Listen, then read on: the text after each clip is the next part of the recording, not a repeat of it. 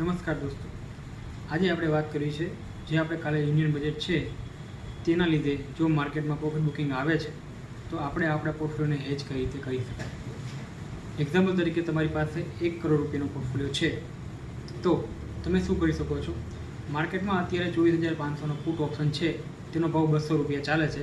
22/7/2024 આજની તારીખ છે અને અત્યારે 2:42નો ટાઈમ થયો છે. તો 200 રૂપિયા ભાવ ચાલે છે. તમે આની 500 ક્વોન્ટિટી બાય કરો એટલે 1 લાખ રૂપિયાનું જોખમ થશે.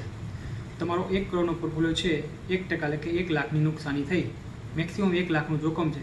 જો કાલે માર્કેટ 5% કરેક્ટ થાય છે તો આજ નિફ્ટી 1200 પોઈન્ટ ઘટશે. આજ 200 રૂપિયાવાળો પુટ 1200 રૂપિયા થશે.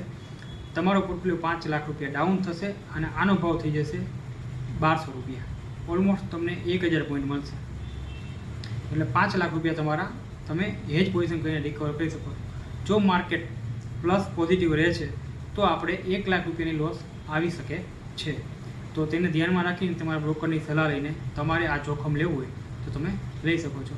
અને વધારે માહિતી જાણવી હોય તો તમે મારા પ્રોફાઇલમાં કોન્ટેક્ટ નંબર આપેલ છે, તમે મારો કોન્ટેક્ટ કરી શકો છો. ધન્યવાદ.